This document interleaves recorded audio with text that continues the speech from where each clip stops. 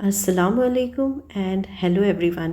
क्या हाल है आप सबके? उम्मीद करती हूँ आप सारे ठीक ठाक होंगे और मज़े में होंगे।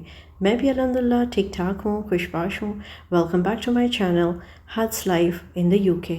आज मैं आप लोगों के साथ में शेयर करूँगी disadvantages of living in the UK. तो बने रहिएगा मेरे साथ और बिना टाइम वेस्ट किए स्टार्ट करते हैं आज का ये व्लॉग। यूके में अगर आना हो तो सबसे पहली बात आती है घर की। हम रहेंगे कहाँ? यहाँ के घर जो हैं वो बहुत ही छोटे होते हैं।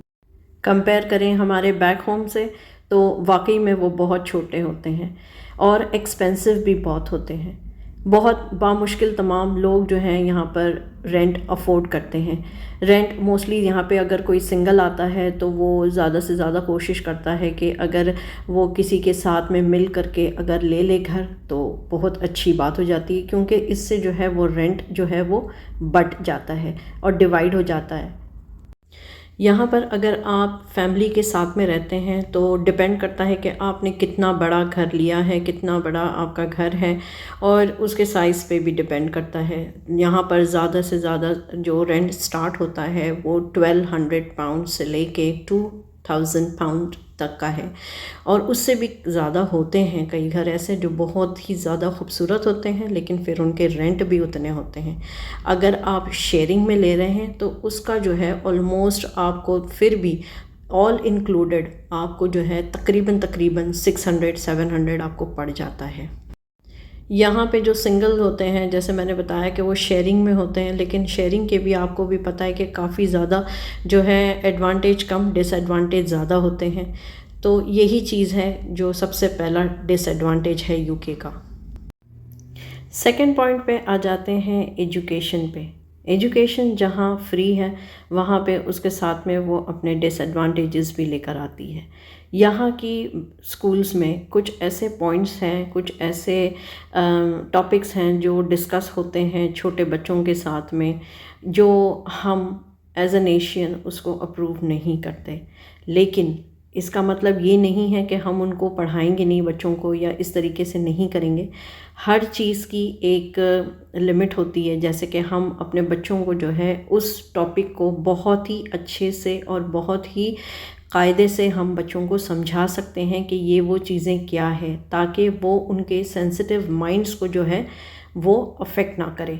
क्योंकि आजकल सोसाइटी में जो है इन चीज़ों को गलत माना जाता है, लेकिन यहाँ पर हमारी एज अ पेरेंट ड्यूटी है कि हम उनको बहुत ही अच्छे से और कायदे से उनको समझाएं कि ये हमारे लिए जो है और आप लोगों के लिए जो है ये ठीक नहीं है, और वो भी समझाने का एक अलग से ही तरीका होता है।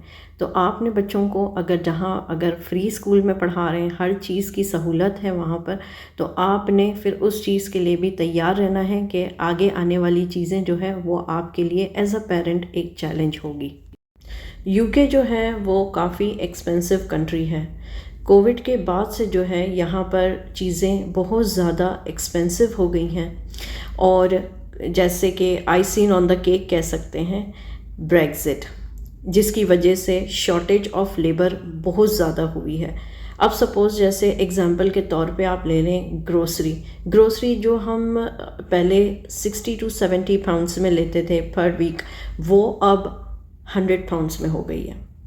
मतलब चीज़ें जो है वो काफ़ी ज़्यादा महंगी हो गई है, और बीच में जो डेफिसिट है वो भी काफ़ी ज़्यादा है। जैसे कि सारा सामान जो है, जो भी है, सारी आइटम्स जो आती हैं वो सारे यूरोप से ही आती हैं, लेकिन अब ब्रेग्ज़िट के बाद जो है इसी वजह से ये एक मेन रीज़न है जो यूके को सबसे ज़्यादा एक्सपेंसिव कंट्री बनाती है।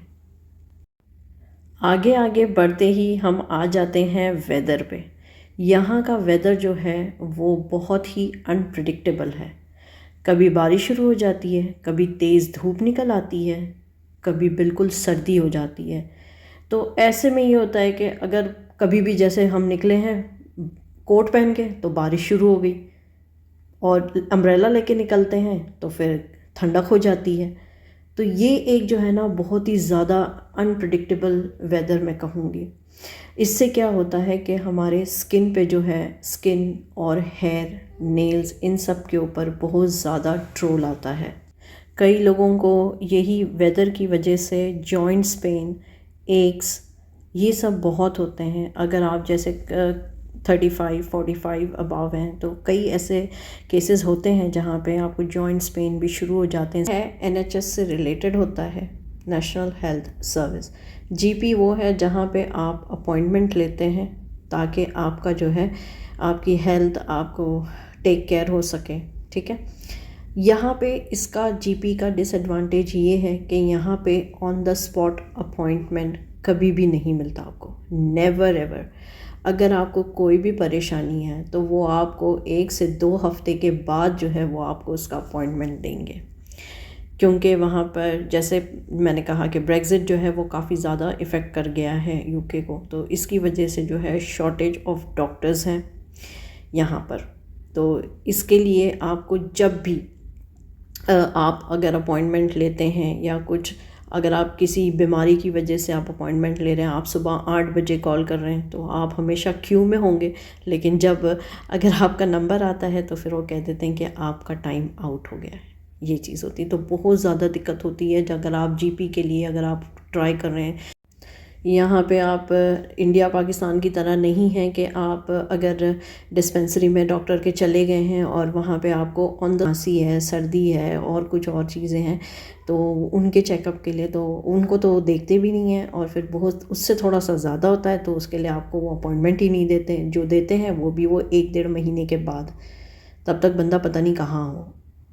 और उसके बाद जो है अगर आपको उसके बाद अगर 1 हफ़्ते 2 हफ़्ते के बाद अपॉइंटमेंट भी मिलता है तो वो फिर बाद में आपको फिर 1-2 बार आपको बुलाएंगे, फिर उसके बाद में वो आपको हॉस्पिटल को रेफ़र करेंगे। हॉस्पिटल वाले भी आपको फिर पहले आपसे बात करेंगे फ़ोन पे, फिर वो आपका हाल पूछेंगे, फिर उसके बाद में, यानी it takes lot and lot of time to get checkup and get recover from the illness. मतलब ये जो है इतना बड़ा डिसएडवांटेज है ना ये मेडिकल सिस्टम का, कि आप लोगों की सोच है।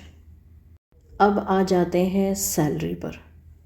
सैलरी जो है वो हमारे मतलब मेहनत का निचोड़ होती है जो हमको एंड ऑफ द मंथ मिलती है, और हम जब भी सैलरी का टाइम आता है तो हम बड़े खुश होके जो है हम इंतज़ार करते हैं कि अब हमारी सैलरी आएगी। लेकिन सैलरी में भी ये है कि सैलरी टैक्स भी होता है, वहाँ से सारे टैक्स जो हैं वो कट के आते हैं। यहाँ पर टैक्स से कोई बचत नहीं है। कोई भी बंदा जो अगर सैलरी जो उसके टैक्स के थ्रेशोल्ड में आता है वो बच नहीं सकता है। कहीं ना कहीं से आपकी टैक्स सैलरी में भी टैक्स कटौती होगी। लेकिन एंड ऑफ द डे अगर ये कहा जाए तो बंदा जो है वो बिल्कुल हैंड टू माउथ हो जाता है। जैसे अगर कहा जाए कि अगर बेनिफिट्स भी मिल रहे हैं तो वो आपको ऐसे नहीं मिलेंगे कि आप ऐश व आराम की ज़िंदगी जी सकते हैं उससे, जी नहीं, वो आपको सिर्फ हैंड टू माउथ ही रखेंगे।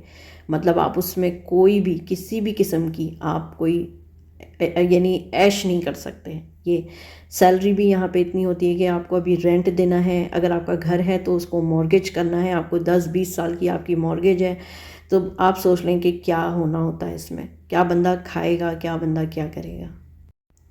कई जगहों पर जैसे कि हम कहते होते हैं कि हमारे बैक होम भी एक्सप्लॉयटेशन होती है जहाँ पर हम काम करते हैं, यहाँ पे भी वही चीज़ें हैं कि हम अपने ही एम्प्लॉयर के हाथों हम एक्सप्लॉइट हो रहे होते हैं कहीं ना कहीं। अगर आप बड़े से बड़े अच्छे यानी रेप्यूटेड फर्म में अगर आप काम करते हैं तो आपके लिए बहुत अच्छी चीज़ है, लेकिन अगर आप कहीं ऐसे जैसे कोई देसी के पास अगर आप काम करते हैं तो आपके लिए तो ब्लंडर ही ब्लंडर है। तो ये सब पॉइंट्स जो हैं ये जो कहलाते हैं ये disadvantages of living in the UK। पसंद आया है तो इसे लाइक ज़रूर करिएगा, नए हैं तो सब्सक्राइब ज़रूर करिएगा। अपना भी ख्याल रखें, अपने प्यारों का भी ख्याल रखें और मेरे चैनल का भी। मिलते हैं अगले व्लॉग में, तब तक के लिए अल्लाह हाफिज़, take care, goodbye and thank you so much for watching.